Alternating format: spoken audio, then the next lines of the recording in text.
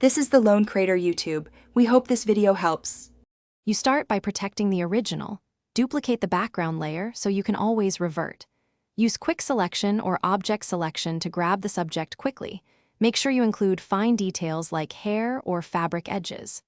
Once selected, click Add Layer Mask. This immediately hides the background.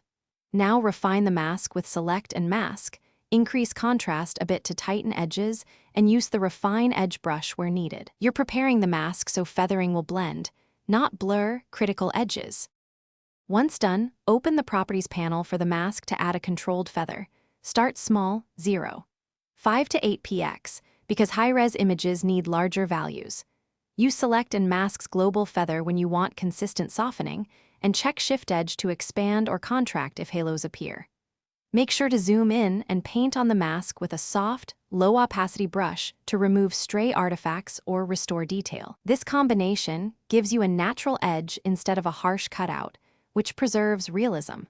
To finish, place a temporary colored backplate behind the subject to reveal edge problems. Black and white are best for inspection. If you see white or dark halos, use layer matting to fringe or slightly contract/expand the mask to remove them. For the final polish, convert the mask to a selection and apply a tiny Gaussian blur to the selection before remasking.